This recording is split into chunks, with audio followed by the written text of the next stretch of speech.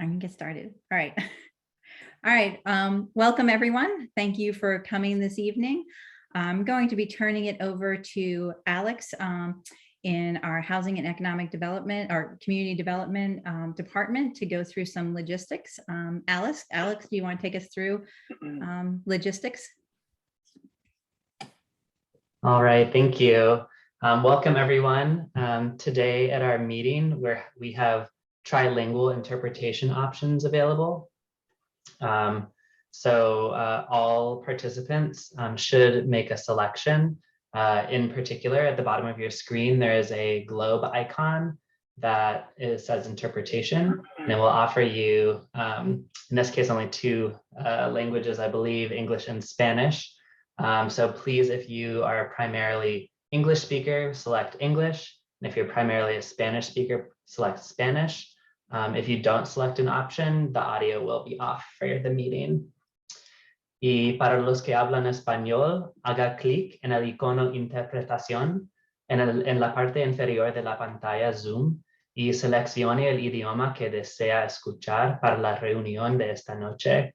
Todos los participantes deben seleccionar uno de los idiomas para participar en la sesión. And finally, we also have American Sign Language interpretation available. We do have an interpreter pinned to the screen, but in addition, later on in the meeting, if there is a time when you'd like to pose a question, it would be helpful so that we can make sure your question can be displayed via video to add a note in the chat that you're planning to ask a question, and then raise your hand as we'll ask everyone else to do.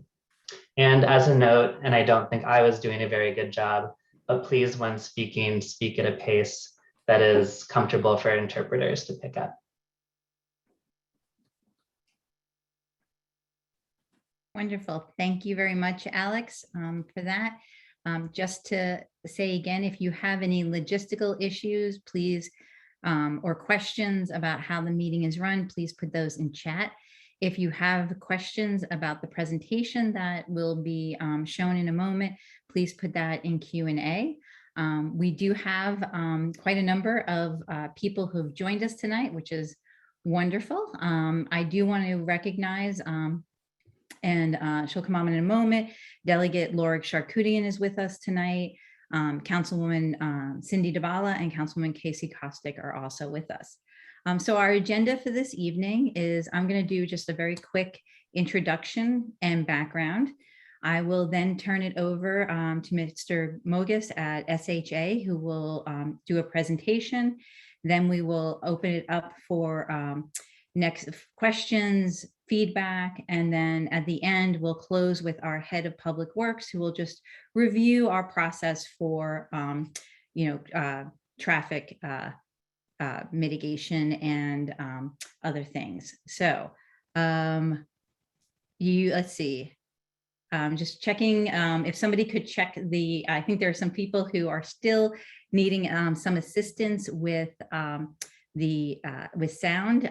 When you get on, if you see a globe at the bottom right-hand side of your screen, you must select a language. So you have to select English or Spanish or Amharic, but you need to select a language or you won't be able to hear.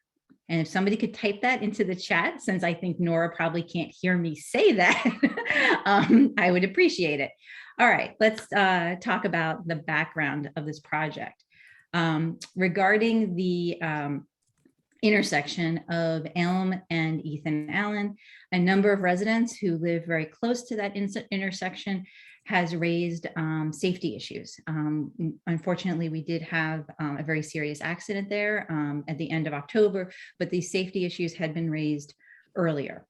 In conversation with myself, and again, I said Delegate Charkoudian is on as well, and I'll bring her on in a moment, with the council members, with the city staff, we had been talking with our folks at State Highway. One of the things that we had asked them to look into was a 4-way stop sign for the intersection. They did look at that, but that request was denied after they looked at it. And SHA responded and prepared the proposal that we have before us this evening. So this is the first time we are doing this presentation. And I want to thank SHA staff for coming this evening and scheduling this meeting so quickly. It is a fairly complex proposal. So when it was first told to the city staff, I met with Councilman DeBala, we talked to Councilman Kostick, and we thought, given the many moving pieces of this presentation, it would be best to hold a community meeting so that everyone could have the presentation at the same time, ask questions, and provide feedback. And so that's what we're doing this evening.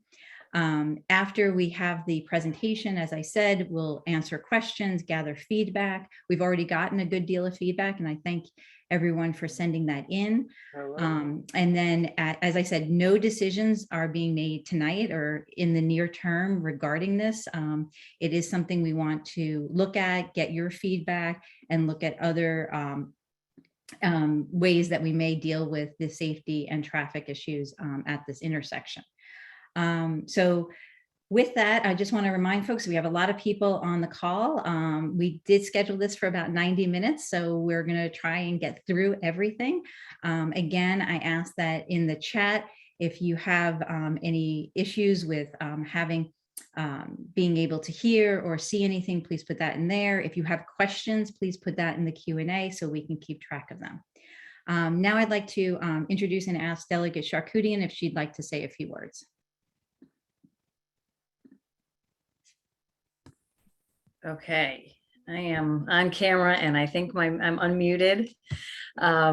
Good evening and thanks for letting me join. I actually just arrived home from the end of our special session.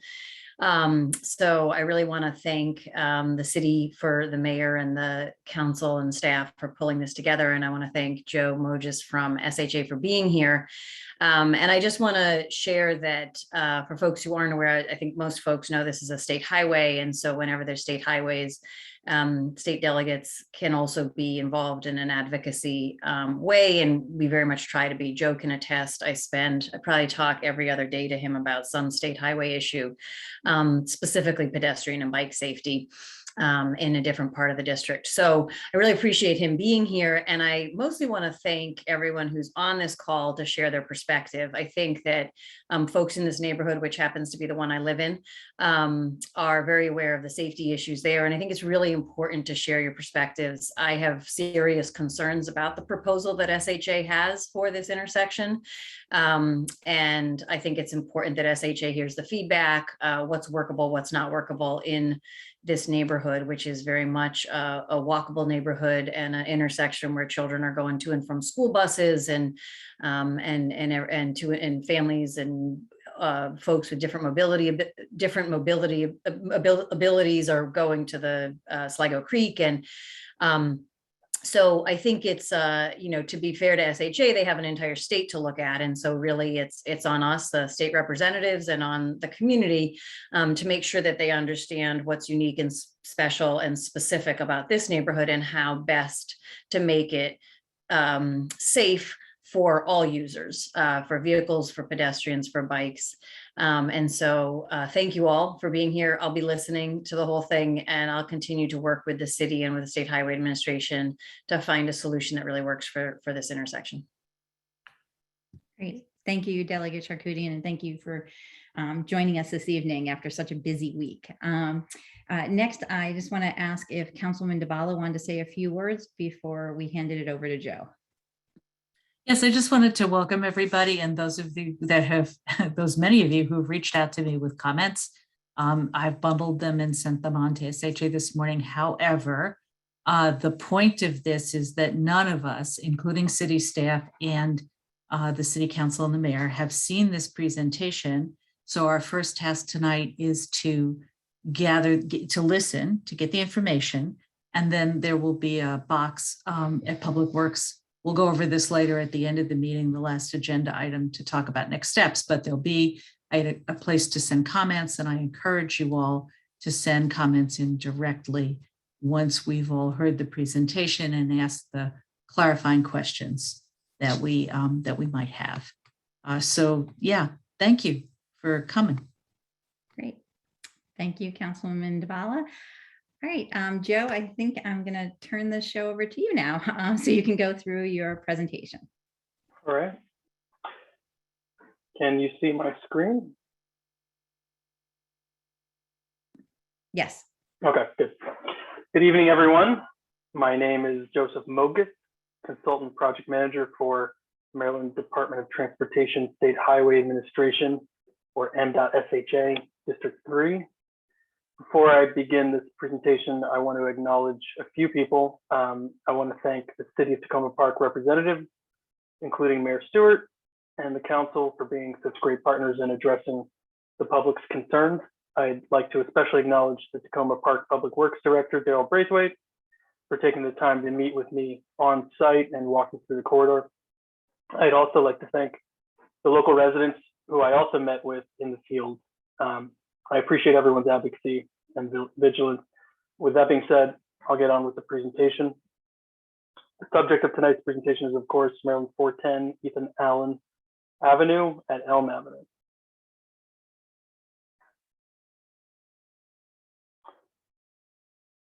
So an all-way stop control was requested by local residents and reviewed by M.SHA. As discussed previously with local residents and the City of Takoma Park, an all-way stop control does not meet M.SHA standard warrants. These warrants include side street volumes, sight distance, and safety. The side street volumes do not meet these warrants. The sight distance was found to be adequate. Trimming and general maintenance appear to be performing sufficiently well. Lastly, safety data did not find a correctable crash pattern. After discussing with the local residents in the field, concerns were shared about missing or underreported crash data. At that time, I explained that near misses do not go reported, but do factor into engineering judgment when assessing justified improvements. I also promised that I would follow up with the City of Takoma Park Police Department in case there were any crash reports that didn't make their way into our aggregated system. It happens sometimes, so I just followed up. They were very responsive and they shared all their relevant data. Fortunately, there were no missing crash reports. That being said, an all-way stop control is not a viable path forward. While warrants are not met for an all-way stop control, my engineering judgment suggests that an alternative intersection design could be proposed for consideration. The alternative design that I will share serves the purpose of optimizing safety and operations along the corridor. In recent discussions, the City of Takoma Park government suggested restricting movements in the Elm Avenue intersection as an option. Separately and similarly, local residents also suggested an openness to restrict movements in the intersection in the interest of roadway safety. That being the case, the following safety improvements are being proposed. Restrict left turns from Maryland 410 approaches onto Elm Avenue. Restrict all access to Maryland 410 from Elm Avenue.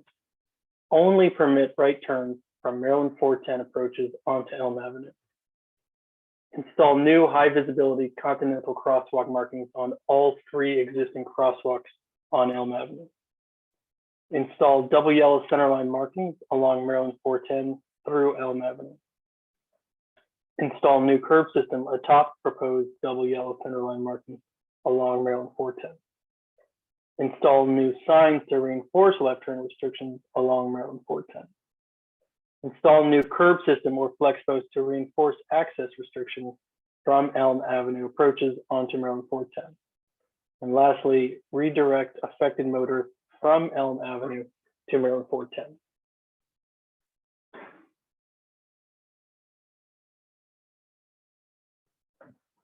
This cover page serves as a general location map and to give everyone a moment to get their bearings.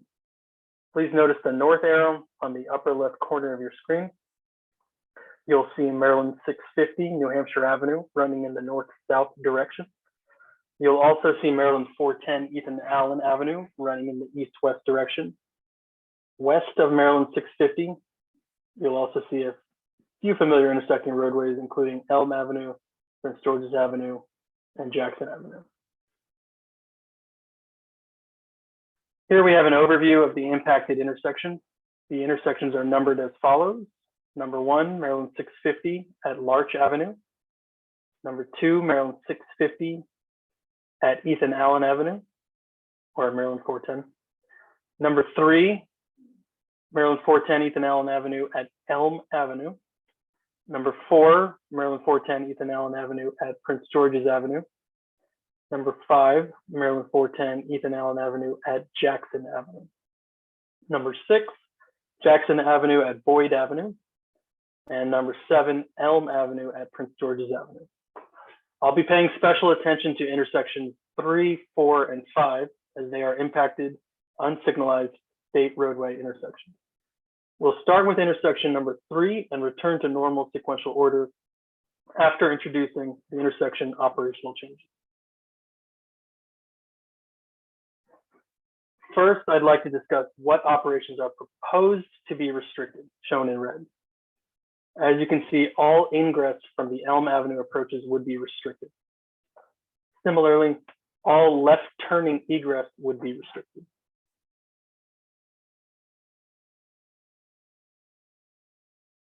As you can see, the remaining permissible operations, shown in green, would be right turning egress from Maryland 410 onto Elm Avenue.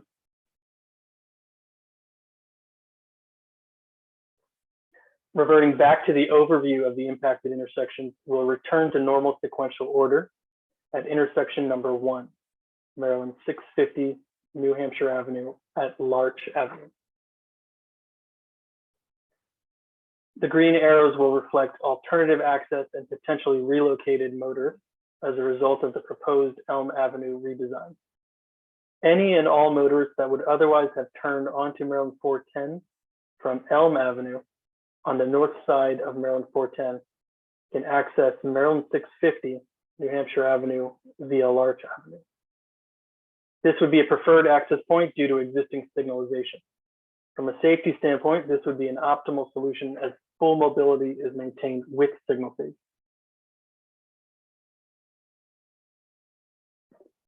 And once again, going back to the overview of the impacted intersections, we'll turn to intersection number 2, Maryland 650 New Hampshire Avenue at Maryland 410 Ethan Allen Avenue. As previously mentioned, the green arrows reflect alternative access and potentially relocated motorists as a result of the proposed Elm Avenue redesign. Any and all motorists that would otherwise have turned left from eastbound Maryland 410 onto Elm Avenue could access an alternate route onto Maryland 650 New Hampshire Avenue towards Larch Avenue. This would also be a preferred route due to existing signalization and full mobility with signal phasing.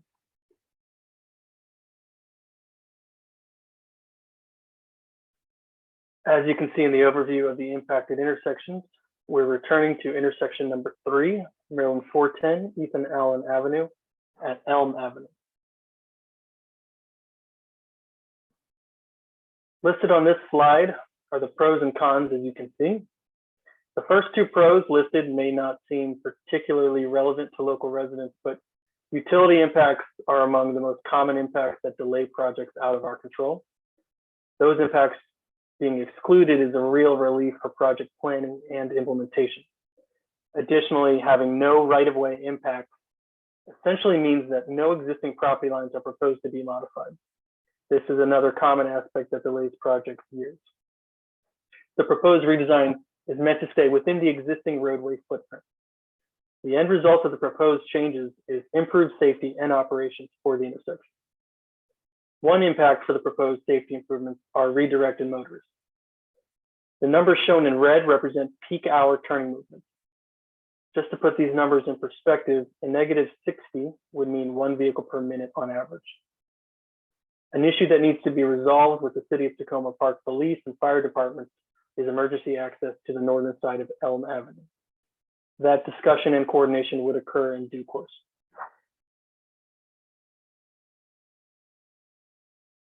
And back to the overview of the impacted intersections, we'll turn to intersection number 4, Maryland 410 Ethan Allen Avenue at Prince George's Avenue.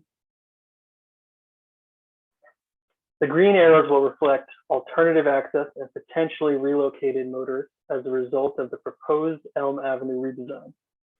Any and all motorists that would otherwise have turned onto Maryland 410 from Elm Avenue on the south side of Maryland 410 can access Maryland 410 Ethan Allen Avenue via Prince George's Avenue.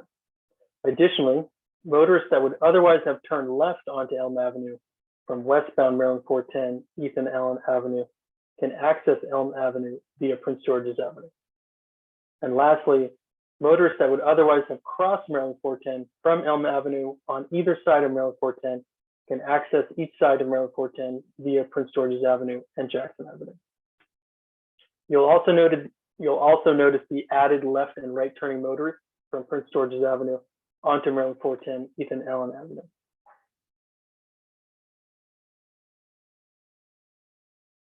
Listed on this slide are the pros and cons, as you can see. The first two pros reflect identical statements from the Elm Avenue intersection and remain valid. This would be a preferred access point due to existing speed camera locations shown in blue and yellow. From a safety standpoint, this would be an improvement from Elm Avenue.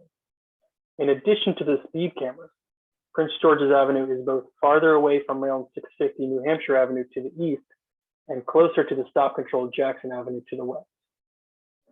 Cons are relatively minor, which are listed here. Added trips onto Prince George's Avenue could be considered a negative impact. Additionally, the southeast corner of this intersection may need additional trimming within the motorist sight line to optimize left turning sight distance.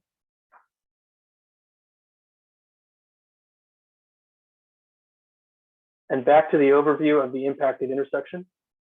We'll turn to intersection number 5, Maryland 410 Ethan Allen Avenue at Jackson Avenue. Additionally, the time restriction will be removed, introducing a safer intersection regardless of the time of day. The green arrows, as you know, will reflect alternative access and potentially relocated motorists as a result of the proposed Elm Avenue redesign. Any and all motorists that would otherwise have turned onto Maryland 410 from Elm Avenue on the north side of Maryland 410 can access Maryland 410 Ethan Allen Avenue via Jackson Avenue. Additionally, motorists that would otherwise have turned left onto Elm Avenue from eastbound Maryland 410 can access Elm Avenue via Jackson Avenue. And lastly, motorists that would have otherwise crossed Maryland 410 from Elm Avenue on either side of Maryland 410 can access each side of Maryland 410 via Prince George's Avenue and Jackson Avenue. You'll also notice the added left and right turning motorists within the intersection.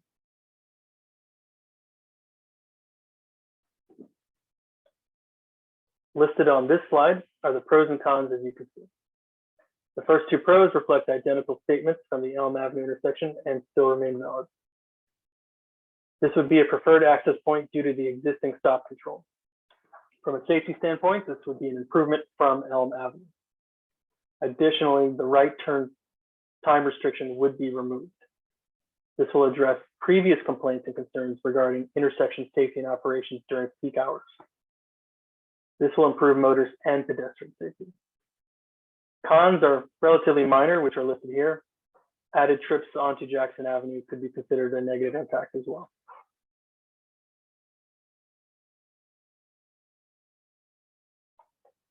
And back to the overview of the impacted intersections, we'll turn to intersection number 6, Jackson Avenue at Boyd Avenue. The green arrows, as you know, will reflect alternative access and potentially relocated motorists as a result of the proposed Elm Avenue redesign. Any and all motorists impacted from the north side of Maryland 410, accessing Maryland 410 Ethan Allen Avenue via Jackson Avenue will utilize Boyd Avenue. You'll also notice the added left and right turning motorists within these intersections.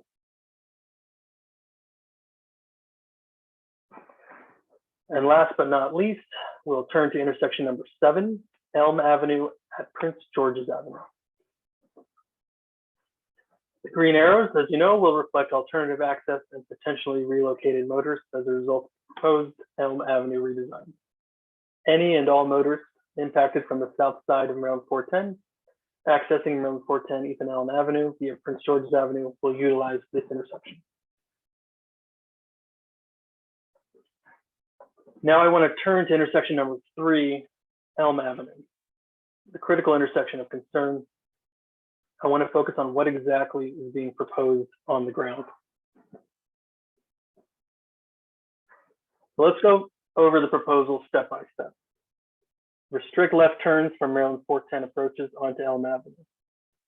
Restrict all access to Maryland 410 from Elm Avenue. Only permit right turns from Maryland 410 approaches onto Elm Avenue. Install new high visibility continental crosswalk markings on all 3 existing crosswalks on Elm Avenue. Install double yellow centerline markings along Maryland 410 through Elm Avenue. Install new curb system atop proposed double yellow centerline markings along Maryland 410. Install new signs to reinforce left turn restriction along Maryland 410. Install new curb system or flex post to reinforce access restriction from Elm Avenue approaches onto Maryland 410. So the existing crosswalk markings will need to be removed and updated. High visibility or continental crosswalk markings would be installed. This will improve pedestrian safety and visibility. Next, we are proposing to install double yellow center lines, whereby closing the intersection from cross traffic. Additional reinforcement up to and including centerline hardening may be considered. This would also address previous complaints and concerns regarding motorists illegally passing transit vehicles, buses. As you can see, the ultimate design for closing the Elm Avenue approaches have not yet been finalized, as this is just the concept phase. However, it should be noted that the existing driveway aprons on both sides of Maryland 410 East and Elm Avenue are our limiting factor. There are no proposals to impact these driveways, and access must be maintained. Additional outstanding questions as to emergency vehicles will be critical in ultimate design consideration.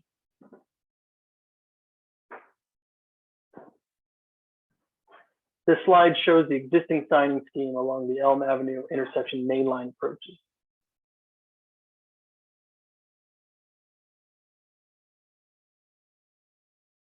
This slide shows the proposed signing scheme along the Elm Avenue intersection mainline approaches. The existing speed limit sign along westbound Maryland 410 should be relocated easterly to accommodate the necessary left turn restriction and regulatory signs. The existing speed limit sign along eastbound Maryland 410 should be relocated or removed to accommodate the necessary left turn restriction and regulatory signs. The sign may be unnecessary as there is a redundant sign along eastbound Maryland 410, approximately 250 feet east of Jackson Avenue. Here you can see a street view of Elm Avenue from the vantage point of westbound Maryland 410 East and Allen Avenue, looking westerly.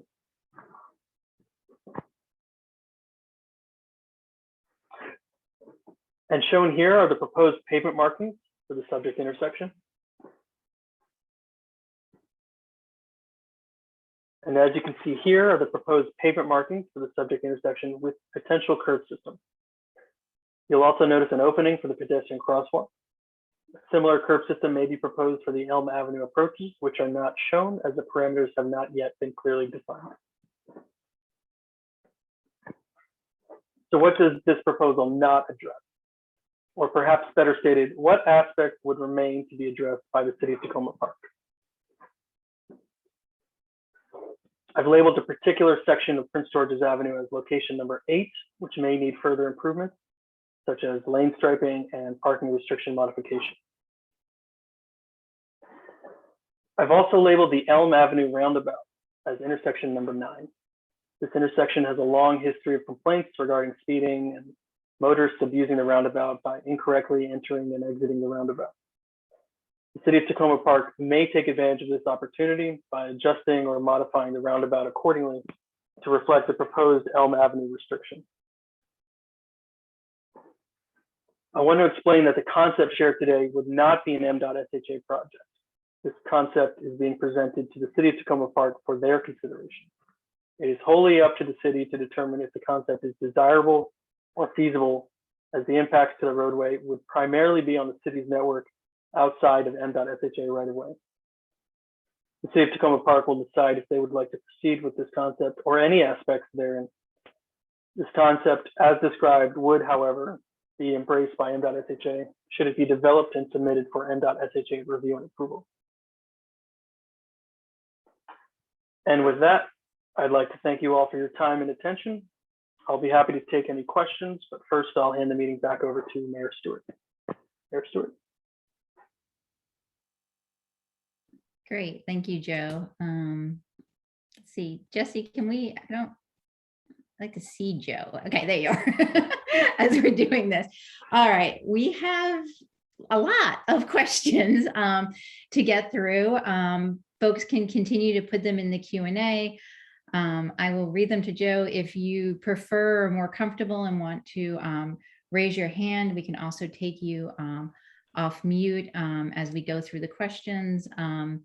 So as Joe, I think you can see in the feedback, there's a lot of questions here. I want to go back to first the four-way stop sign because people, I know you covered that at the beginning of your presentation, but people still have a lot of questions about exactly why that won't work here. Sure. Shall I restate the reasoning? You can read, yes, but I think maybe I think some people said that it was a very technical answer and they would like to understand it a little bit better. Fair enough. So there's three aspects. One essentially is volume. So it's side street volumes as it relates to the mainline volumes, meaning Elm Avenue motorists entering the intersection as it relates to mainline Maryland 410 Ethan Allen Avenue volume. Essentially what that means is the number of motorists from Elm Avenue entering or exiting Maryland 410 Ethan Allen Avenue. How do I say this? It's very much a small percentage of the total volume in that intersection. So the volumes don't meet our one. Sight distance was found to be optimal, and I noticed that the residents were executing maintenance quite well. I saw the bush line to be well maintained, well trimmed. Sight distance was adequate. And lastly, the most contentious issue was safety. All the residents were concerned and complaining about safety concerns at the intersection, frequent crashes, et cetera. However, for me to submit a request for an all-way stop control, I need to have that verified via data, and the crash data just did not reflect that. Now, there may be a lot of near misses, there may be a lot of fender benders that go unreported, but the metric is, we need a certain amount of crashes that are correctable by a stop control. And it just wasn't in the data. And we followed up with the City of Takoma Park Police Department, and they did not have the data as well to justify it. So it's not a pleasant answer, but the data, the metrics don't justify an all-way stop control. So we're not getting a four-way stop here. That's the final answer. Correct. That is why this proposal was developed, to give an alternative solution to address what the local residents find to be concerning. I know a couple of people asked about, and Joe, you did mention the crash data and our process and other intersections like Lincoln and Carroll. Agree that is also something that we have raised with State Highway and looking at. I will just say that the city staff and city council have about quarterly meetings with with State Highway. We have a list of projects that we review and discuss with State Highway. Individual council members and myself ask residents for their input. As Joe mentioned, he does meet with local residents to look at, and you did that in this case, that we're looking at the Ethan Allen and Elm Avenue issues. The last meeting we had was November 9th. That it is a public meeting, so people could watch as we discuss the different projects. So we can also make that, I think the list is on the city website, but if not, we can make it available and we can send it to folks. But I know Councilwoman Kostick is on the phone, and Joe can attest to the fact that we have also asked about the Carroll and Lincoln Avenue and wanted to see how this process was going and asked for them to do the same type of deep look at that intersection as well. So I think that answers some of those questions. And one of the other questions that popped up that I noticed was, does this take into consideration school bus routes, other, emergency vehicles, things like that? Yeah, so when I had the field meeting with Daryl Braithwaite, the two issues that I brought up that are still outstanding and would require coordination is number one, first and foremost, is emergency vehicles. The City of Takoma Park Volunteer Fire Department, as everybody knows, is west of this intersection. So there's no impact to south of Maryland 410. They can still make a right turn. You would just need to modify the design of that traffic control treatment on the south side. However, as it stands today, fire trucks and emergency vehicles would be coming from the west, traveling east and turning left onto the north side of Maryland 410 onto Elm.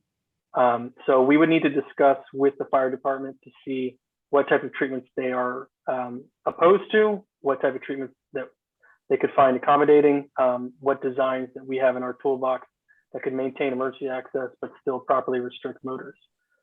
Lastly, or I should say secondly, when I was in the field with Daryl Braithwaite, I personally observed school buses traveling south from the north side of Elm straight through to the south side of Elm.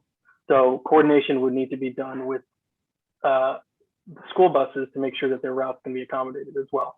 From the presentation I shared, there's certainly alternative routes that are signalized and even safer.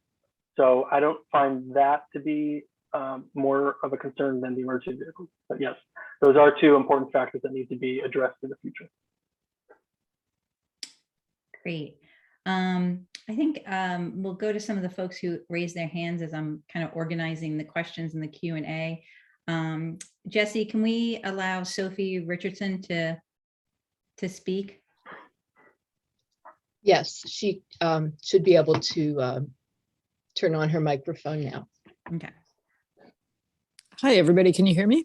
Mhm. Hey, everyone. Nice to see you. Joe, thanks very much for coming out and for making the presentation tonight. A couple of thoughts. We have some serious concerns about the proposal as it's written.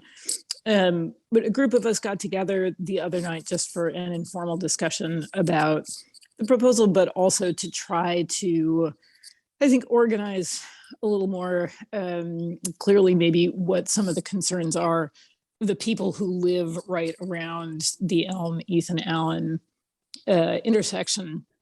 And one thing that I think it's safe to say we all agreed on, people can correct me if I've got this wrong, is about focusing on making that intersection safer for pedestrians in ways that would also presumably have the net effect of slowing the traffic down. I think one of the concerns about the proposal that you've put forward is that it might actually have net effect of speeding up the traffic on MD 410.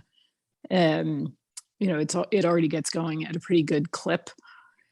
But that to, really, I don't know what the proper engineering or technical terms are, but to make that all of the crosswalks raised, visible, to have flashing lights, and possibly consider lowering the speed limit, moving the speed cameras, and or adding in some additional ones. So I guess we're curious to know what proposals would flow from putting that concern at the center of the planning or the engineering. But I would also find it helpful to understand what happens after this conversation, just process-wise. And we're going to get to thanks that, very much. Sophie, at the Super. end. Yeah, thank you, Sophie. We'll get to the process stuff after because as Joe said, he's handing this off to the SHA is presenting it, but what we do with it as a city is a city decision. So we'll get to that process. Great. So Thanks. Joe, yeah, as Sophie mentioned, there are a number of questions in the Q&A asking about, what about flashing lights, raised crosswalks, things to make it more pedestrian friendly in this intersection? Are there those things we could consider? Raised crosswalks are not an M.SHA approved traffic control device. So I don't believe that is a tool in our toolbox.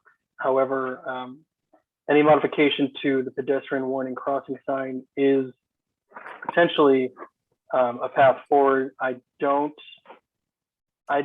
think that that addresses the intersection operations concern. You still have all the concerns that you had before, but now you have pedestrian warning sign with a beacon. So, I mean, it's something that we'll entertain, but I mean, if the concern is safety with intersection operations, I think, you know, if we're going to take some actions to improve the perception of safety or the actual operational impacts of the intersection, I don't think that that is a sufficient solution, in my opinion. People have raised questions about not just pedestrians, but bicyclists, because this is a route that many people take to get to Sligo. I'm sorry. So the question is, how do we? Is there other things we could do? I think you just addressed sort of anything specifically to bicyclists who cross there. I mean, bicyclists will have to cross via the crosswalk along with pedestrians. I don't think there's any room for any right of way. There's no right of way for any additional treatments or modifying the cross section of the roadway. As I understand it, I mean, there's sidewalk and driveways, people's property, front lawns, fronting everything. Why don't we open it up again and go to Samantha Agar? Hi, can you hear me? Yeah. Okay, so first of all, I'm a lifelong resident of Takoma Park. I've lived on both sides of Elm Avenue. Of Ethan Allen. First on Conway, I grew up on Conway, and I live on Boyd now. So I've seen this intersection for my entire life at this point. What realistically to me is more of a problem is that it's not a speedway all of the time. If you go there in the afternoon during rush hour, for me, I use it to turn. I usually turn from Elm to Ethan Allen to take my son to jiu-jitsu. And it's not impossible to turn, but there's so much traffic you can't go fast at that point anyway. Then there's a school bus that stops at the Adams Court apartments that are right there around 4:30. So could this be a restriction that is time-based, sort of like what you did in Sligo, where you can't turn in across to that road that's parallel to Sligo Creek, that in Hilltop, I think, because it's penalizing the neighborhood. We are local users, but the people who are creating problems are usually the people who cut through from Carroll Avenue to Ethan Allen. So my point is, could this be a time restriction, like can't turn onto Ethan Allen between like so and so hours, whenever the heaviest traffic, the not heaviest traffic is the lightest traffic, when people are speeding through, because ultimately it's not tenable. The traffic cut, this will push traffic into the neighborhoods even further. And there's a restriction on Jackson. You can't even turn right onto Jackson in the afternoon from Ethan Allen. That's a restriction that's been there for years. You have, whenever there's a problem, they like to detour people down Jackson from Ethan Allen through Boyd, and metro buses go down our street when there is a detour. Our street's not very wide to begin with. In fact, whenever that happens, I lose my cable for a week, because the bus will cut my cable line from the big rigs will cut the cable line from the power pole, the pole. So yeah, the point was, can you please just do this during some hours and not all of the time? So, you know, M.SHA's perspective is a time restriction for turning motorists or access is not tenable and will be an enforcement issue immediately. So we don't find that to be a real path forward, unfortunately. That's why I proposed the lane assignment modification or turn restriction. So that's M.SHA's perspective on that. A couple of, Samantha raised a couple of other issues that people are raising as well, regarding, a couple of people asked, is there a possibility of reducing the speed limit, posting a 20-mile-per-hour signage on that stretch of Ethan Allen? I don't believe 20 miles per hour is within our context-driven guidelines. I think 20 miles per hour is expressly for what's categorized as urban core. But I'll look into that. I just don't know if, being frank, I don't know if that's going to be a fruitful endeavor, lowering the speed limit further. Well, maybe we could add that to the list of things to look into. Sure. The other thing that a couple people put in that Samantha mentioned in here, people wanted to know, in this plan, does it change the turn restriction from Jackson onto Ethan Allen onto Jackson? Does that? Correct. I mentioned that the right turn time restriction from westbound Ethan Allen, Maryland 410 onto Jackson Avenue would be eliminated. That would be eliminated. So then you would be able to do it. Correct. Okay. Sorry, going back to what we were talking about before with the different signalings and other things, would hawk signs be something that we could put here, or is that something that SHA would consider? So pedestrian treatments, there's a full suite of potential pedestrian treatments. I don't want to put the cart before the horse and say what is and is not viable at this point in time, but we could look into additional pedestrian treatments as far as hawks or anything of that nature. Okay. Great. Why don't we go to Rob? We can let Rob Ruddick speak. He can ask his question. Okay, thank you. I'm speaking for the people on the 6900 block of Prince George's Avenue. I guess my first question was, did you talk to anybody on the 6900 block of Prince George's Avenue before you formulated the plan? No, we did not. That's obvious. I mean, it's obvious because we're getting totally screwed by your plan. You're talking about increased traffic. We already have 2 dangerous choke points, one of which you didn't note, which is at the top of the street. The other choke point, which you did notice, is at the bottom of the street. We also have limited parking on the street, so it does us no good for you to take away parking just so through traffic drivers can get through our block. On your slide of the block, you already showed 45 cars making a right turn. Is that 45 an hour? That's almost 1 a minute. And if you're talking about increasing our traffic, plus everybody who's going to come west on Elm to get home is going to have to, traveling west on East-West Highway to Elm is going to have to make a left on our street and then come back up. And that you're making our street incredibly dangerous. We feel like we're the sacrificial lambs for this plan. And I don't really feel like the state has sufficiently considered slowing the traffic down. That's really the prime move of Sophie's group. That's really what they're talking about. They want to slow the traffic down. And I think her comment that the traffic is really going to speed up, if anything, I think that's really true. But again, I'm speaking really, we feel like we're collateral damage on this. By your own admissions, everybody's coming down our block. We're already a cut-through street. And when they re-engineered the East-West Highway at New Hampshire, they cut back on the right turn lane off of East-West Highway. You can't make a right turn off New Hampshire. And those would free right turn, and those would have all, eased up the traffic a little bit because it would have changed the flow a little bit.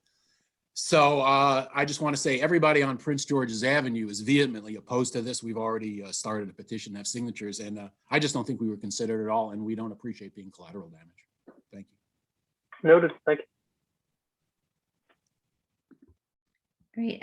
Maybe, Joe, there are a couple of other questions. If you could just say, because other people on other streets also are asking a similar question to Mr. Ruddick, who did you talk to? Just so that we can answer those questions. Which local residents did I speak to? Yeah, like the ones, just because there's a bunch of questions asking about, did you talk to people on different streets? So I didn't do an exhaustive search. Yeah. I did a field meeting with a local resident on the north side of 410 at Elm Avenue, and a few other neighbors came out as well. So maybe 5 or 6 so people. Okay. So everybody that's stating that they weren't spoken to or asked about anything, that's true. I didn't do an exhaustive panel before developing the concept. It's more focused on safety operations at Elm Avenue specifically. So. Great. And I think there are a couple of questions on, just to follow up on that.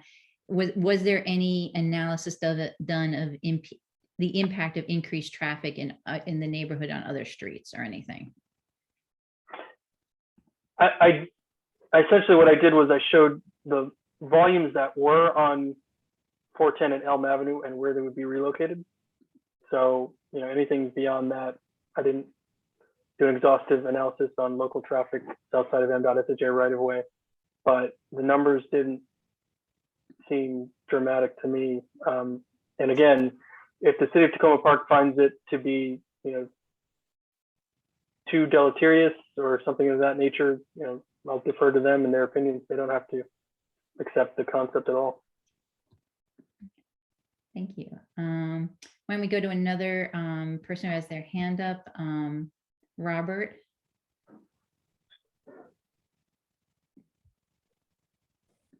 Hi, this is Bob Dreher. I live on Sycamore Avenue, close to the junction, the Takoma Junction.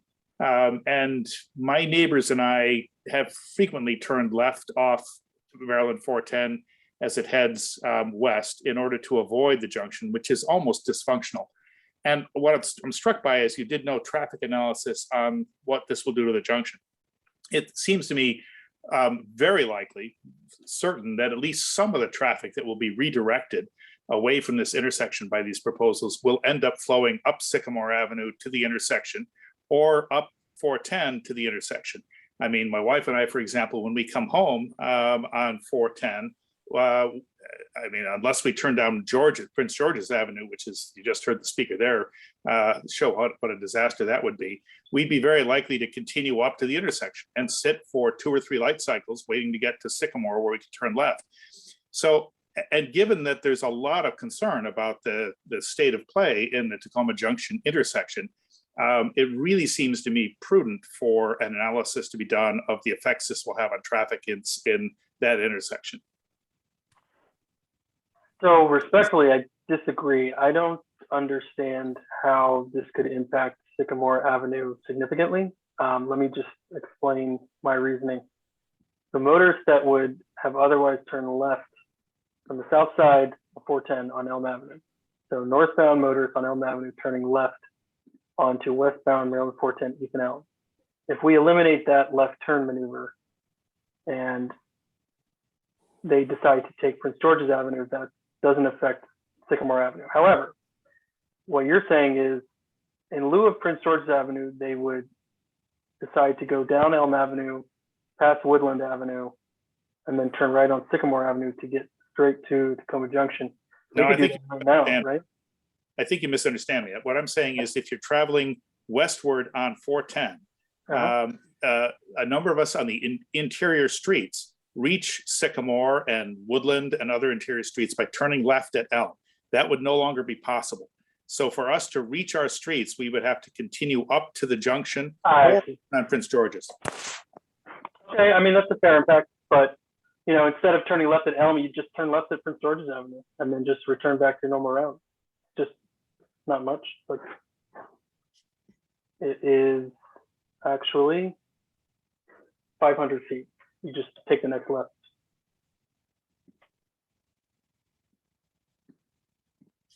That's my opinion. I mean, you could choose to turn left at Woodland, I guess, and you would be on 410 a little bit longer, but I don't think you have to do that. And again, I mean, if you dislike the concept, that's fine. I'm just, that particular impact I don't see as too invasive on your route. Thank you, Bob. There was a question I think it's more for the city.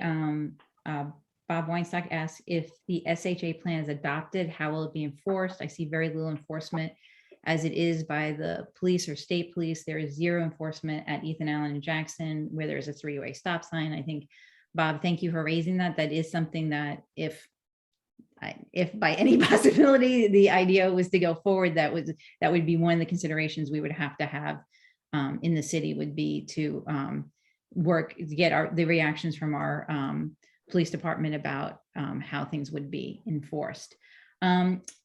Jesse, Catherine Tunis has had some difficulty putting questions in the Q&A and raising her hand. Could we turn her mic on so she can speak? Okay, just a moment. Thank you.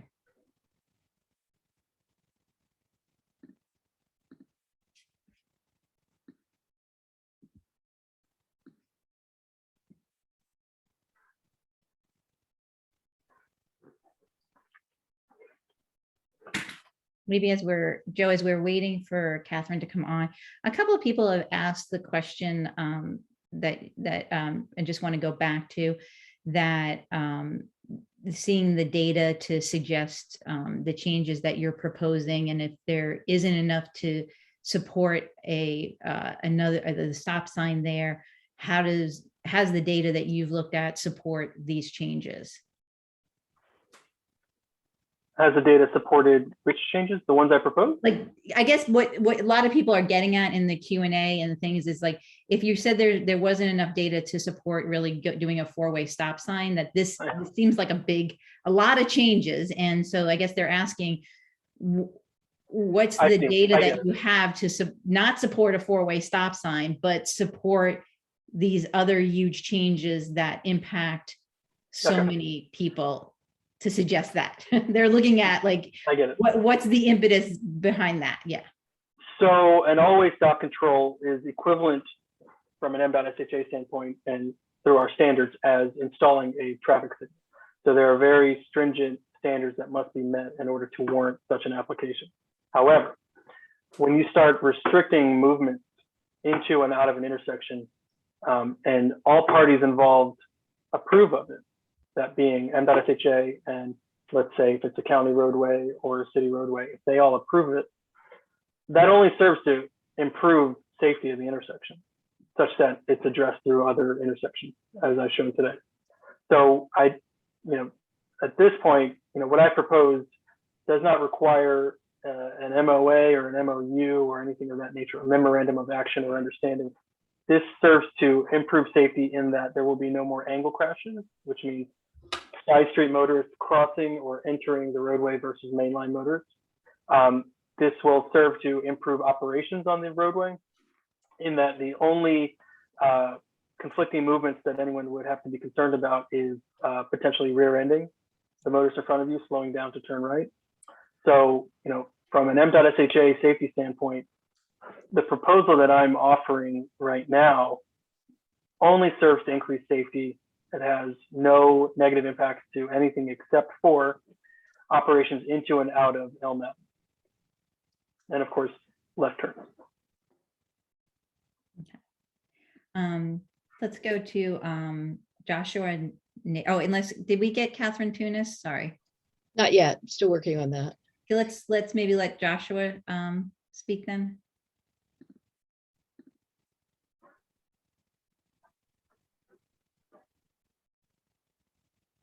Joshua, can you have your hand right up? Do you want to?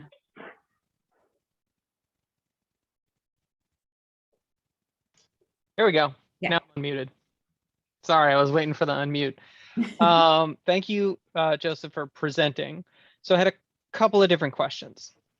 The first is, if you could talk a little bit about the traffic modeling that went into this, if you did modeling, because I would expect to see a reduction in queuing on Ethan Allen and an accompanying increase in speed on Ethan Allen.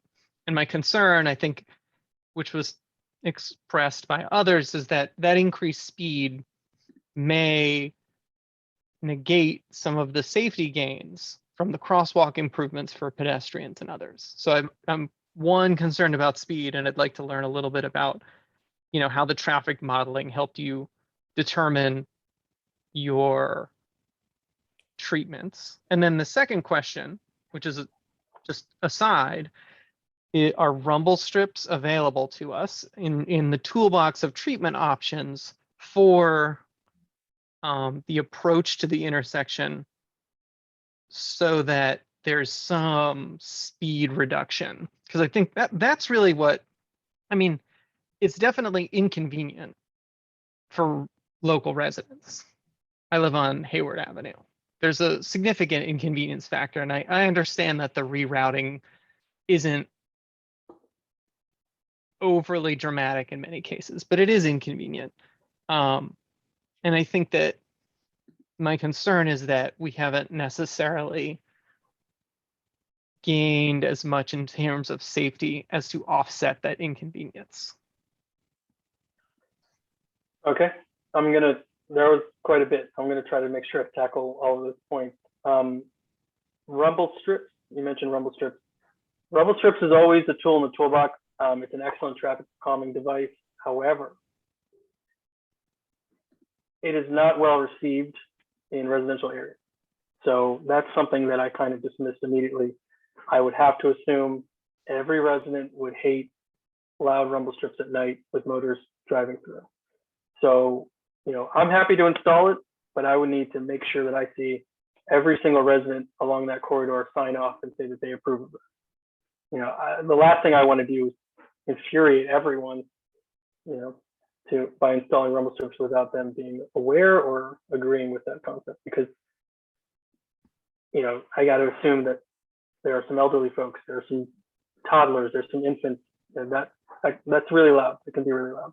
So I hope that answers that question. Yeah, it's a tool. I mean, I think I would encourage, additional exploration of other tools like that to keep the Ethan Allen traffic out as calm as possible. I mean, I'm on the same page as you. I agree. I just don't think that transverse rumble strips or any rumble strips are going to be an appropriate tool for this particular location, just because, like I said, of the local, their homes fronting the entire corridor. So, okay, I hope that answers that one. Okay, so your sure. next, Yeah, were modeling. I did not do any modeling. All I did, they very simply took the volume data that we have, turning movement count, if you will, just means the number of motors throughout the peak hour. How many, what's the maximum number of motors in an hour that go through Elm Avenue at 410? And where will I have to relocate them by eliminating that access point? That's all I did at this point. This is just a concept. Okay. If the city of Takoma Park chooses to pursue this concept, of course, further analysis may be done. It may not necessarily be justified. I can say that, if you were to model, you mentioned the word queuing, I believe. If you were to model the impacts, it would be a net benefit because your queues will get farther away from Maryland 650 New Hampshire Avenue. And in fact, you'd be somewhat equidistant between Jackson Avenue, the stop control, and your signal at Maryland 650 New Hampshire Avenue. right. But I mean, in this case, I'm viewing queuing as a benefit because I'm getting speed reduction. I mean, it's a balance. I know that's somewhat counterintuitive to a traffic engineering perspective, but as a resident, speed reduction at that intersection is my greatest premium. That and access. But let's take a step back. So traffic calming or lower speeds is not something you want to effectuate by cross traffic. So when I eliminate left turns, you could say that motors slow down because there's a left turn from the side street, but that to me is a potential ankle crash that we've eliminated. So, traffic calming is not by queuing or conflicting movements. Traffic calming is by the nature of the roadway, the treatments that we provide, and the speed of the roadway, speed limit of the roadway. right, and you addressed it. The state is, I can't remember if it's unable or unwilling, but it doesn't really matter. They're not interested in a speed reduction at this intersection. So, I mean, there are some boundaries here. Why wouldn't we just put in a 15-mile-per-hour speed limit sign? Right, because I mean yeah. So I mean, we need motors to respect the traffic control devices. If we start putting unreasonable speed limit signs, then we lose the whole game. So, people, I think somebody mentioned, Mayor Stewart mentioned as well, people not respecting stop sign at Jackson Avenue, I believe, or was it the right turn time restriction? One of those two. That's a problem. And we don't want that to be, propagated everywhere else with other traffic control devices. So, we have standards, warrants, we have our new context-driven guidelines, which help us. So, when I say I don't think 20 miles per hour is, probably going to be fruitful. I don't mean I personally don't want it to be 20. I mean, it's Right. No, just you're not- looking for things that are gonna yield meaningful gains. Exactly. So with respect to the inconvenience factor, Mhm. is there any way to redesign or take another look at this that allows access for local residents, people who really do live right there? Not really, because once you start permitting certain vehicles, I mean, how can you enforce that? Okay, this just becomes an enforcement issue. Okay. Great. Actually, Joe, while you're on that, could you just go over again? There are a couple of questions that people want to make sure they understand what the proposal says about turns on Elm and Ethan Allen, and exactly why are right turns off of Elm onto 410 restricted. So all ingress, so basically all motorists entering Maryland 410 Ethan Allen from Elm Avenue is what we would consider a safety concern on the intersection, or it would be a conflicting movement. So if we eliminate all conflicts and all you have are deceleration to make a right turn, you have optimized safety at this intersection. And if you have a minimal impact as far as turning movements that are impacted by that restriction, that is the best alternative when it comes to intersection safety and operations for the intersection. So I'll put it this way, the second best alternative for this, which is not ideal, but second best alternative from what I propose, you could take a step back. You could say, as opposed to eliminating all ingress from Elm Avenue, you could consider right in, right out on both sides. But through movements and left turns are the biggest safety issue for most unsignalized intersections. So that to me is the heart of what I'm trying to address here. Now, I just want to restate, I totally sympathize and I understand if you're a local resident and you hate this. I understand. All I'm trying to do is address the safety issues at the intersection, or what is perceived to be a serious safety issue. And this is an alternative that is for consideration. So nobody is forcing this on the city of Takoma Park. This is just an offer and an idea, and you could let it flower to whatever different version you would like. But MDOT would have to review it thoroughly. So. Okay. Great, thanks. Let's turn to, I guess, Martha Feldman.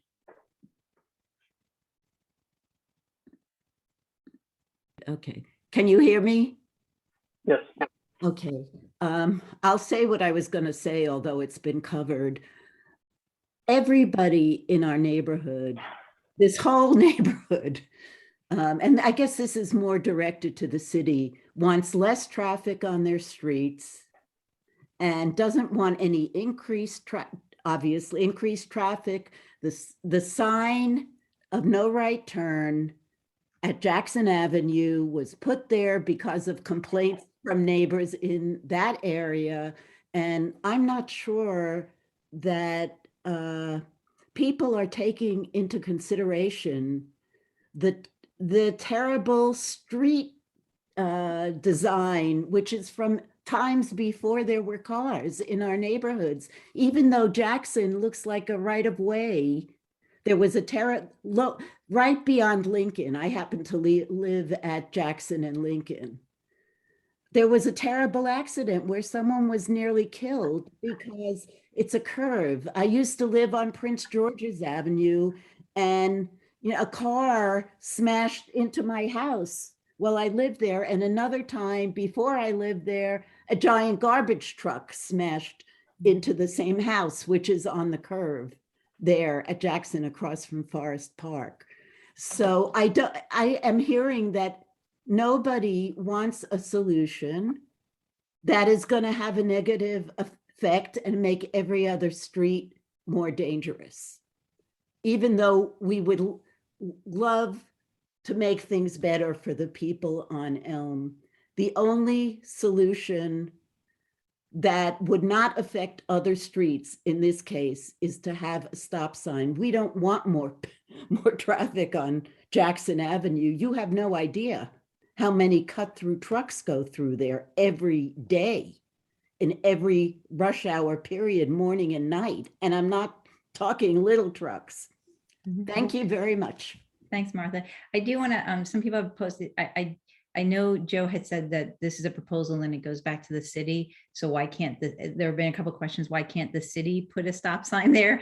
So the thing is, we can't actually do anything on state highway unless state highway okays it. So I think we've had some ideas come up this evening, but if we were to propose something else that Joe did not present to us, we would still need to go back to state highway. So the city of Takoma Park, we cannot do something on state highway without their permission. Let's see, let's go to Michael Martin.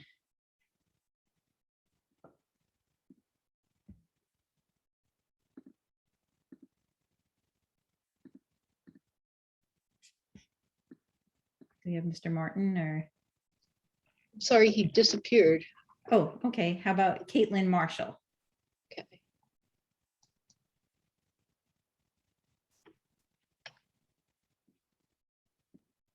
Hi, everybody. Hi. Thank you, Mr. Moses, for these proposals. Thank you to Mayor Stewart for hosting this meeting. I just want to voice the same concerns that many people are putting in the chat, which is that we are so grateful for proposals to make the intersection safer. We all want that. However, I'm very concerned about the safety issues that this would produce on side streets like Lincoln and Boyd, and then other streets that are already currently used as traffic cut-throughs when there are any issues on 410. Like Auburn Ave, for example, which is the street I live on. And I just know that many residents in this area are really scared for their kids' safety because we don't consistently have sidewalks. A lot of young people use streets as mode of transportation from one part of the neighborhood to the next. So I just want to say that, you know, we're over here on our street trying really hard to get speed bumps to keep people from going like 35, 40 down a little cut through to New Hampshire. So I just want to mention, like, you know, not only increased traffic are concerns, but like truly there are serious safety issues in these areas, Jackson, Boyd, Lincoln. And just to echo the comments about Lincoln and Carroll, these are major school thoroughfares as well. So these changes would increase inter-neighborhood traffic in an area that is already an area that has lots of young kids walking and bicycling to and from elementary, TPES and Piney Branch. And it's already really touch and go on those streets with the traffic. And I would love to hear about plans for how the traffic flow on those main thoroughfares of Boyd and Lincoln would be addressed based on how traffic will be rerouted onto those areas because of these turn policies. Thank you so much. Thank you. I'll say just right off the bat, the roadways that you mentioned, with the exception of Carroll and Lincoln, are roadways that lie entirely within the city of Takoma Park limit. So I'll defer to Takoma Park for those issues. Also, I just want to point out, a number of people have put in comments and in the Q&A the fact that there are a number of parks in the neighborhood, and so directing more traffic towards the parks, there's concerns there with, as some of the speakers have, but I just wanted to lift that up because that's something else that has been put in the Q&A in the chat as well, that needs to be taken into consideration as well if we're moving cars into the neighborhoods. Absolutely. I mentioned that with Daryl when we did the walk. Forest Park off of Prince George's Avenue was at the bottom of that hill, so it was noted. Yeah. Great. Okay, and I think somebody else had asked and we had answered, just want to make sure people that this proposal would lift the turn restriction on Jackson off of Ethan Allen. And sorry, I'm just trying to go through the Q&A and see which questions have been answered already. Why don't we go to Elias on who has his hand raised?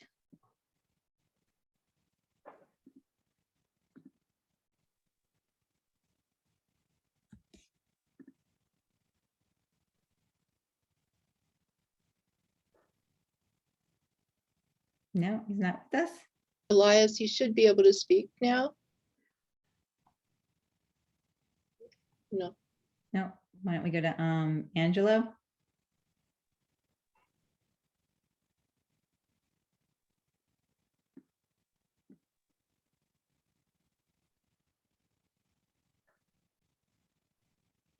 I'm just doing a time check because we Hi, are. thank you. Go ahead. So in looking at the study, I agree with so many people that it's going to do a lot worse for our neighborhoods. I live on Elm, and if you really did a study of the traffic in that area, like a 24-hour, maybe put cameras on there to watch the traffic on the 24-hour setup, you would see how when it's really bad, the cars cut down Elm across Lincoln and head out to Carroll that way, or they cut down Elm to go to Heather, down to Sligo that way. And the speed bumps do nothing to stop them from speeding through our neighborhoods. There is no real police presence when it comes to the traffic in the area. So they go by without any problems.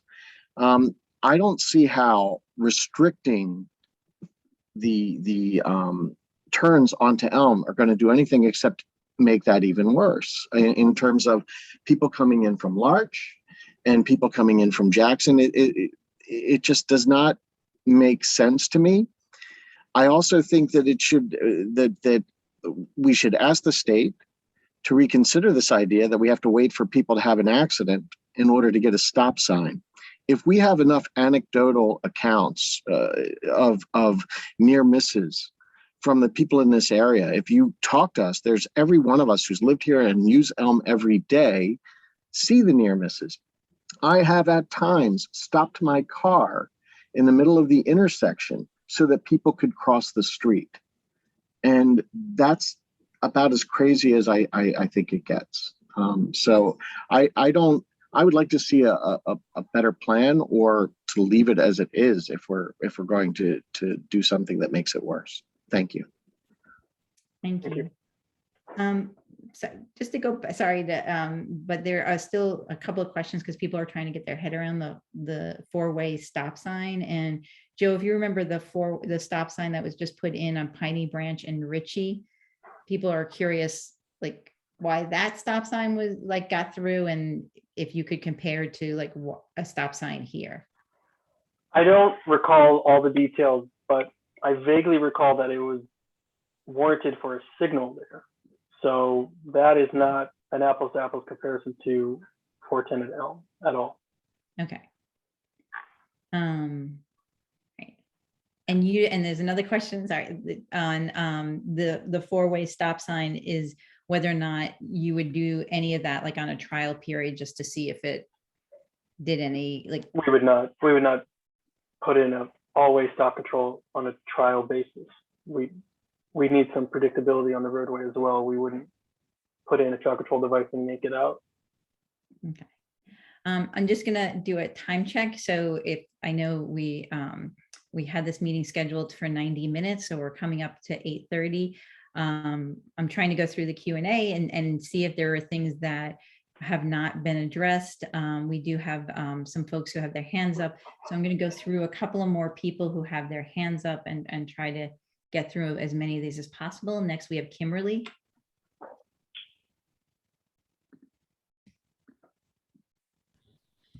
Hi, can you hear me okay? Yes. Great. First, I just want to say thank you for what has been a bit of a masterclass in traffic planning today. So thank you both for that. I'm echoing what other people have said about pushing traffic into other areas, into side streets. I live on Larch. We get a lot of speeders through there. And this is actually probably more for Mayor Stewart. If we were to do something as drastic as this, which would push traffic into other areas, would the city be looking at expanding our sidewalks and other mechanisms to make pedestrian and travel for those of us who use mobility devices safer? Great, thanks, Kimberly. I think this would, if, and I'm hearing a lot of concerns. I had a lot of concerns myself, and when this proposal was first told to us, and that's one of the reasons we wanted to have this public meeting. You know, I think even if there were parts of it that we were going to look at, that we would take a much closer look at the impact it would be. So yes, to answer your question broadly. Great, thank you. Thank you. Thank you for joining tonight. Next, Robert. Hi, how are you? Good, how you doing? Great. I understand that your studies and all this and everything makes sense. You keep people from turning on one street, more traffic is going to go through other streets, but let's consider just coming home. Glazewood Avenue has had 2 culverts put on it since I've lived here. And now, under the right circumstances, I cannot make a straight left turn on Glazewood Avenue to get to Glazewood Court where I live. So 50% of my ability to get home has been cut off under certain circumstances. That's cars parked in the right places legally on the street. And now we're talking about reducing my ability to come home and leave home through Elm and 410. And that's something that hasn't been talked about. Yes, I understand that science is involved here, but we've come up with a very complex solution for a very simple problem, which is we want to make the intersection safer. And having all these signs, these are signs that have to be read from a driver. So you have a driver, and this is one thing I've noticed, having been living here for almost 8 years now, is that other states have a lot less road signs than we do in Maryland. A lot of your attention is taken up by just trying to keep up with what traffic signs are around you, especially as a new resident. Of course, 8 years later, I'm totally down with it. But coming home is an issue for me. I can't get I drive a regular pickup truck. I cannot make 2 turns onto Glazewood Avenue if people are parked in the right, proper legal spaces. I have to come the other 2 ways. And now Elm wants to be further shortened. And our real problem, I think, is Lincoln and Carroll. Not only that, but there's a light at Sycamore that is so long that really holds up traffic on 410. If anything is really killing traffic on 410, it's that light at Sycamore right before you get to the co-op. Thank you, Robert. Thank you. Okay, so there's a little bit there. I'll leave Carroll and Lincoln for another day, just because it's a whole another issue. Similarly, I think Sycamore and Takoma Junction, that whole thing is another issue as well. I don't want to overcomplicate tonight. But specifically, you mentioned you live off Glazewood Avenue and you were concerned about it affecting your return home or departing from home. I don't understand why you wouldn't just take 650 the Larch to Glazewood. Great. So if Mr. Mogus could give us just a few more minutes, maybe after 8:30, I'm just going to ask people to do, we have about 8 more people with their hands up. If your comment has been said already and want to lower your hands, that would be great. But I would like, this is a great opportunity to ask your question. So I'll go to Stephen Reinhardt next. Can you hear me now? Yes. All right. So I had a question in the Q&A and it's Mark's answered, but I didn't actually hear the answer that I was, well, I didn't hear the answer, which is that I'd like to I'm a data guy. I would actually like to see the data that supports that we need to do anything at all with this intersection. What I'm hearing is a lot of anecdotal evidence and that this is a bad intersection, quote unquote. But given the potential unanticipated consequences of making these changes, it seems to me that we need more than just anecdotes to support making a change like this. I would be happy to see this data offline. I don't think you need to try to do it in real time because I don't think you can. But I think that we need to see some data if we can like make a real judgment. Excellent point. Sure. Like I said, the data doesn't justify an always stop control. So you're asking me to show you data that doesn't exist. Thank you. Emmanuel? Hi, Emmanuel here. Thank you, Mr. Mogs. Thank you to the city staff and the mayor and council members. I think we're very privileged to also be joined by an actual state delegate to listen to local traffic issues. So thank you all for paying attention to this. Obviously, I'm also a neighboring resident. I think it has been alluded to in the context of this whole discussion. We're talking mostly about through traffic.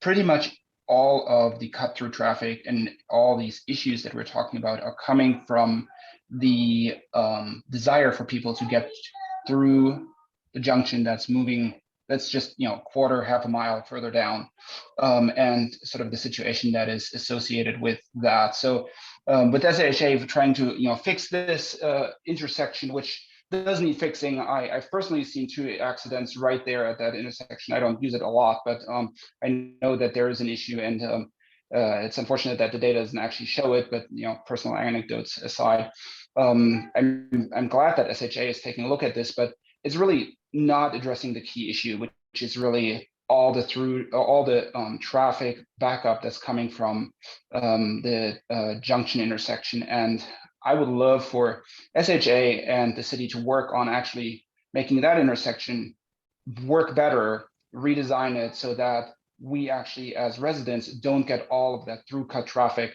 that we're all complaining about here, and that SHA is desperately trying to find a workable solution here. So that said, in addition to what somebody else mentioned, expanding the sidewalks in these affected areas like Elm, there are sections that are not great to walk at, especially at night when it's hard to be seen as a pedestrian or a bicyclist, are additional issues. So I'm really glad that SHA is taking a look at this. I think it's not the biggest issue, but I don't have as big of an issue with this solution necessarily. I could say, let's try this out maybe with having right turns available from Elm as well, but let's do something and not just have a death by data analysis and over analysis. So my 2 cents. Thank you. Thank you. I'll just say I agree with almost everything you said, but I disagree that the Elm Avenue issue has anything to do with the Sycamore Avenue or Takoma Junction. I think that is a wholly separate issue. I'm sure there are significant amounts of time where westbound queuing or even eastbound queuing may result from issues at the Takoma Junction. However, the concerns that I'm getting from local residents about Elm Avenue is not about queuing on the main line. It's about safety turning onto or through Room 410 from Elm Avenue. So yeah, understood. Thank you. Great. Joshua? Yeah, so a couple of things. I think we're looking at this as a piecemeal solution when we should be thinking neighborhood-wide. Neighborhood-wide, we have an issue, and here we are trying to find a solution for this Elm and Ethan Allen intersection when it impacts the whole neighborhood. We should be thinking about the whole neighborhood and how to push traffic out the entire neighborhood, because we all have issues. That's what we're hearing on this call. And to Emmanuel's point, I completely agree. This all revolves around Takoma Junction. That intersection is such the driver of the cut through traffic, right? So can we take another look at that? Yeah, that's where I'm at. Martha, thank you very much. I really appreciate your comments because I completely agree. I'm done. Thank you. So you're right. This is not a network study or the scope is not broader than what I presented to you today. It's essentially, how do we address the concerns from local residents at Elm Avenue, and what intersections does that solution impact? So it doesn't go beyond Jackson as far as I'm concerned, westerly, and it doesn't go beyond Larch northerly, doesn't go beyond 650 New Hampshire Avenue easterly.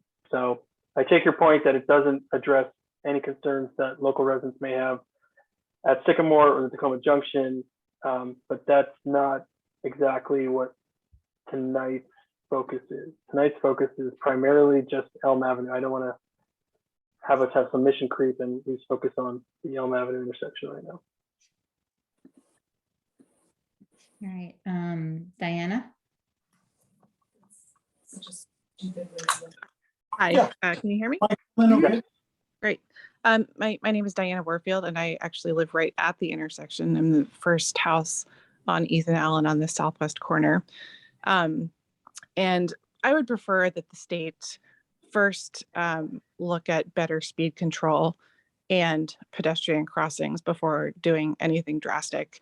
I think that some people have mentioned some solutions like rumble strips. I don't know if you could do something more like a speed table that would alert people that they're actually approaching an intersection, because there's no signage there that even, besides a dim crosswalk, that you're even approaching an intersection. So I would prefer that the state take that approach before we start altering traffic patterns, and see if that helps at all. I'm totally for a flashing pedestrian light, and I hope that happens. And lastly, I'll just say that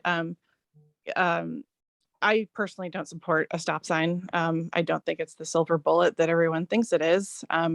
It would completely gum up traffic on an already incredibly busy road, and it would just force those frustrated drivers through the neighborhood anyway. We're talking more exhaust, more noise, less quality of life for those of us who live on the road. So I would just ask that you consider that as well. Thank you. All right, thank you. I just want to note that there may not be an intersection warning sign, but there is pedestrian warning crossing signs, as well as advanced pedestrian warning crossing signs. So that essentially it's a pedestrian warning sign that says ahead. So you get that in advance of the intersection. Part of my presentation included continental crosswalk markings or high visibility markings. That I don't believe anybody objects to. So that's still on the table, regardless of how we feel about the proposed concept. Yeah. So I think one of the things, Joe, too, that people are saying in here is there's signs, and then there's signs people see. And I think one of the, that's why having a hawk signal or something else there might help. I know Judy was on the phone before, and especially this time of year when it's dark out earlier, again, people are heading that way to Sligo, walking their dogs, kids are walking, and other things. That's a crosswalk that's heavily used. So anyway, just to underscore what people are saying, I know there are some signs there now, but also when it's dark and people are approaching from New Hampshire, it's a place I go, I'm driving that way all the time. I'm not sure how well seen those signs are. Somebody, I forgot to respond to this. One resident mentioned a lot of signs. It's what we call sign clutter. It's a very real issue, and we try to minimize that whenever possible. That's part of our standards, our MUTCD, or Manual for Uniform Traffic Control Devices. In my presentation, you may have noticed that when I proposed to install turn restriction signing along Railroad 410, it was not just to pluck another sign and put it in there. It was to remove one sign and replace it with that sign. So I totally acknowledge sign clutter. I'll note that one of the reasons why I opted for the ingress restriction from Elm Avenue is there is always an issue with motorists that are looking. So let's say you're on the north side of 410 on Elm Avenue, approaching 410. You're looking left heavily to find a gap to turn right. And that is a blind spot where you may not look for pedestrians in the crosswalk. So removing access to 410 from Elm Avenue actually improves the safety of the crosswalk. Great. Let's see, we just have a couple more people I think we can run through Margot Bass. Hello, this is Margot. Thank you so much, all of you, for having such a high level quality meeting. I am just trying to clarify about whether there could be flashing lights for pedestrians that they could activate with a button. Because I know you have that on other places in 410 East West Highway where Sligo Creek crosses, and those are great. So I'm just wondering whether you have, like, is that now within the hands of Takoma Park, whether they could activate that under this proposal, or would that require a whole separate research? Separate research, but it's possible. It's not a non-starter, but it doesn't, I have concerns because it doesn't necessarily address the raw safety issue that is being brought to our attention. Does that make sense? Okay, thank you for clarifying. Sure. Great. Sally Kern. Can you hear me? Yep. Yes. Thank you. I was unclear about the slide that said you'd fill in the yellow lines in the crosswalk. Mm-hmm. Because it seems to me that would speed traffic, because I cross at a lot of the different intersections, the crosswalks at Jackson and at Elm, and it seems like motorists almost never stop for pedestrians waiting at the crosswalk. So I don't know why you'd want to add the yellow lines there. What's the positive? What do you get? What are the gains you get from that? If you had this restricted movement, what would be the gains of doing that? Wouldn't that just make it harder for the motorists on 410 to notice the pedestrians crossing in the crosswalks? Are you talking about the flex post or the line, the double yellow line? Maybe I misunderstood, but in one of the slides in the PowerPoint, it looked as if you're suggesting to fill in yellow lines across that intersection. So this, can you see my screen? Yes. So all I'm doing is extending the double yellow line from approximately here through the intersection to reinforce the fact that there is no movement crossing this line. Right, but that's exactly what my question is about. Okay. Because it seems to me that as of now, it's very hard for the motorists, if you're a pedestrian, I often walk my dog down that particular crosswalk and they hardly ever stop. I have to really wait a long time until someone either stops or there's no traffic to cross that. And I'm concerned that if you were to add those additional lines, it just makes it that much harder, or I would say it's signalization wise, visually wise, I would think that reduces the pedestrian safety. I have to disagree strongly. I think what that would do is that would eliminate the motorist attention from the side streets entirely, and they'd be focused straight ahead at the crosswalk and any potential pedestrians on the sidewalk. But that's I'm sorry, I'm not even arguing the restricted access.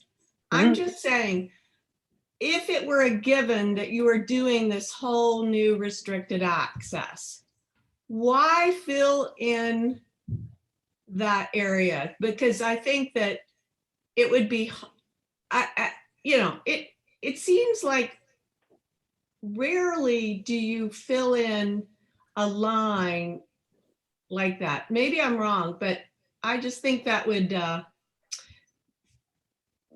I think it would seem to me it would be harder for the motorists, the crosstown commuters to notice neighborhood pedestrians. That's all. And I'll sign off here. Okay, I just want to recap this real quickly. So from my perspective, and I understand what you're saying that motorists may find this crosswalk to be less visible or pedestrians on the sidewalk to be less visible with this additional line. I think that's what you're. Well, I think you're saying, Joe, that like people will just like keep going, like, you know, it's like a signal to keep going. Proceed through. Okay. Right. Yeah. You're just like, you're not, because it's a straight line that doesn't have a break in it. I think what's, and sorry, Sally, if I didn't mean to No, interrupt, I think you've got it, Kate. I just think it just seems like one more racing flag to put the pedal to the metal. I hear you. So there are, once you install something like this, which is what we call centerline hardening, which is a curb system in the middle of the roadway, you do gain an opportunity for median pedestrian signing here, that narrow vertical rectangular sign. So we would be increasing visibility to this gap here and the pedestrian crosswalk with, of course, the signing. So I take your point, but I just disagree. I think this further demarcates the crosswalk, the high visibility crosswalk, the gap in the curb system with signing for the pedestrians. So I think it clearly shows the pedestrian crosswalk through this centerline hardening. And I would say that it's certainly better than, you know, than what you see today as far as visibility. But yeah, thank you. I take your point, but I just disagree. Okay. See, I think we're able to get Catherine Tunis.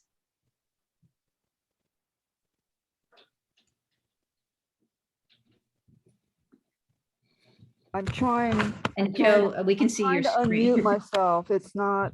We hear you. Oh, good. Thank Joe, you. just so you know, we can see your screen. Okay. Thanks. I've had so many problems, so I'm really sorry, and I'm glad we're getting the technology to work a little bit.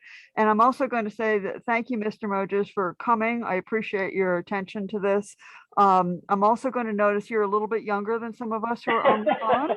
And so you have not seen how the changes that have happened in the neighborhood have had impacts on the side streets. And I will tell you that the bus pullout being filled in at the junction across from the co-op has had a huge impact in terms of getting the traffic backed up at the junction, and those people get frustrated and turn onto the side streets. And having a right turn only at Elm is not going to stop any more of that traffic from happening.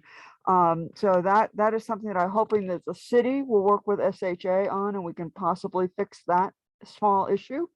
I also am a little bit concerned, and I'm going to say it, I realize it's not an SHA issue, but that the residents of the 900 block of Larch have been screaming about traffic problems for more than a decade and have not been heard at all by the city. And so I'm a little blown away that I hear, you know, one or two residents mention something about this intersection, and all of a sudden we've got a gigantic neighborhood meeting.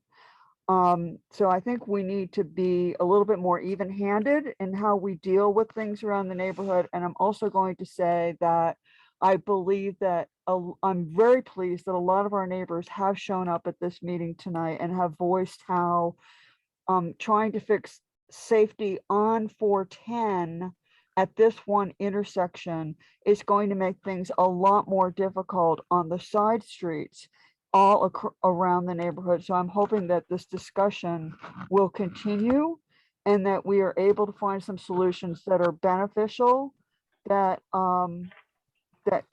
do not harm other people or other side streets, and do not make it more difficult for the city. Thank you, Catherine. Thank you. Joe, I just have two other questions. One is on the center line hardening that you just showed before when Sally was asking her questions. You know, we do have the bus stops there, and I guess people were interested. Is it a possibility to put those center line hardening near where the bus stops? Because some of the issues that we're having are cars going around the buses. So centerline hardening is a relatively new application. It hasn't been finalized yet. So the proposal I'm showing, hopefully it'll be finalized at that time. As I mentioned with you all during our meeting exactly a month ago, I believe, November 9th, right? We're proposing to have that installed at the Piney Branch and Philadelphia intersection. Yeah. So, yeah. To answer your question, it will be a tool in the near future. Currently, it's not, and I don't know how widely applied it will be. Great. And then just one final question that I'm going to put up Daryl to talk about just our processes overall in the city. Just kind of going back, because I think we've heard loud and clear that one of the main goals here is really the pedestrian safety piece. And when we're talking about the hawk signal, the lights, the flashing lights that people need to push a button to start as they cross the street. You mentioned that that you don't necessarily think that would address the pedestrian safety issue. I just want to understand that more, what you were talking about. That the hawk signal wouldn't necessarily address all the concerns about the intersection. So, installing a hawk signal may make pedestrians happy, but it still has all the concerns that they had about the intersection before, which is motorist intersection collisions, near misses. So I think it's a bigger issue if what the residents are saying is true. There's a lot of near misses. I don't know if just a hawk or just addressing crosswalk is the solution. That's all I'm saying. It's not bad, it's just not enough. Got it. Okay. Well, thank you very much. And thank you for staying over the time that we had talked about. I'm going to ask Darryl Braithwaite, our Director of Public Works. And Darryl's going to just talk a little bit about our processes for traffic calming in the city. And I'll come back on and we'll close it out. But thanks a lot. Thanks a lot, Joe, for tonight. Thank you. Yeah, I just want to express my appreciation and thanks to Joe for the time he's taken tonight to lay out a lot of information for people to consider. In terms of next steps, as Joe has mentioned, many of the decisions and impacts would be on city streets should something like this be explored and considered. So to that end, we've established that people can put comments into the Public Works email box. If you have a comment on the proposal this evening or anything you've read or questions, you can send those to the Public Works at tacomaparkmd.gov. Darryl, I think your audio is a little spotty. Oh, sorry. I don't know what to do in that regard. I think just stay still. Oh, I don't think I'm moving, but right like that. So. Sorry about that. I was just commenting that people can continue to provide comments to the Public Works email box. If you have comments on the proposal that you've heard this evening, that's publicworks at tacomaparkmd.gov. I also just wanted to reinforce that the city does have two processes in place for both traffic calming requests and sidewalk requests. So if neighborhoods or residents on any particular street are interested in traffic calming proposals, there is traffic calming regulations that currently exist in the city. Those are neighborhood-based, petition-driven processes. So if anyone has questions about that, you can reach out to me or look at the city's website where the traffic calming process regulations are housed. You can also contact your council member to ask any questions. The city does also have a sidewalk request program. So there's an annual funding allocated towards sidewalk construction every year. And we receive requests as they're generated from the neighborhood. There's a fairly extensive process of community meetings, votes, engineering analysis, and review of design plans. So if a neighborhood is interested in requesting a sidewalk on their street where one doesn't currently exist, there's a process that exists for that. And again, I direct you to the city's website where there's a new sidewalk request page, so you can get information about that. Given the late time, I don't know that we want to go into much more detail. If I've left something out in there, please let me know, but we just wanted to remind residents that we do have a process for both traffic calming and sidewalk requests that residents can access and participate in now. Can I just jump in? Delegate Charkoudian is still in attendance. I believe she said she wanted to relay some concerns, if she's still here.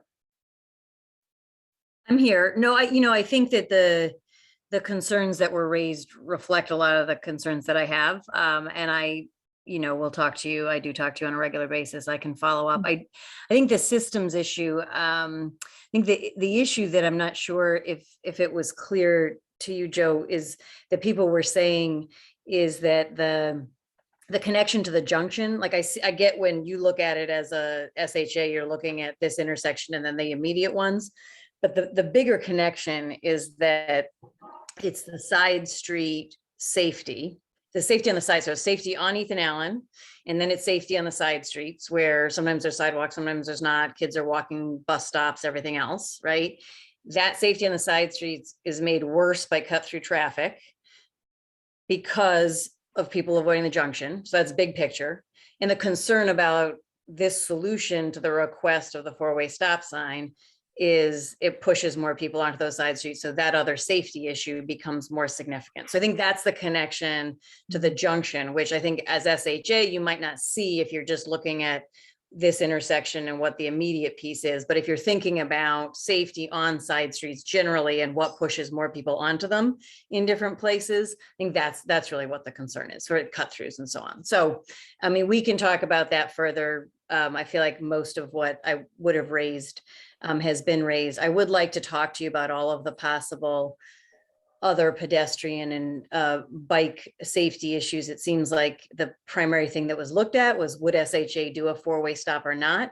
And it seems to me that you're saying, no, you won't, but the city could do these other things. And so what I'd like to talk to you about, and maybe the city will talk to you about, is what else will you do to make it safer for pedestrians and bikes and cars?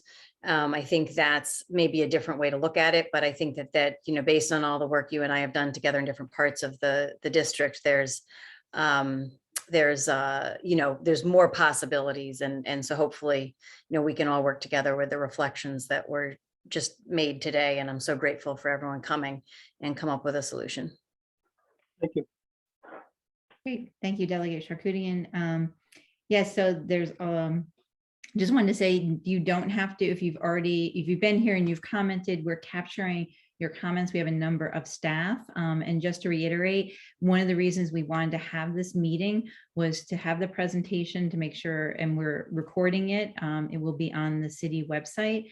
And that we will go back to look at the comments, review what was said tonight. And I just want to underscore exactly, I think Delegate Charkoudian did an excellent job kind of underscoring that we will come back to these issues and look at what else is possible that will really help the entire community in the neighborhood and address the pedestrian and bicyclist safety issues that have been raised by residents. So I think this was a good start to really think about some excellent ideas. Thank you, Mr. Mogus, for staying with us this evening and answering these questions. And I just want to thank our city staff, our ASL interpreters this evening, and our Spanish and Amharic interpreters as well. And please keep the comments coming in. Thank you so much. And I hope everyone has enjoyable rest of their evening. Thank you, everybody. Thank you.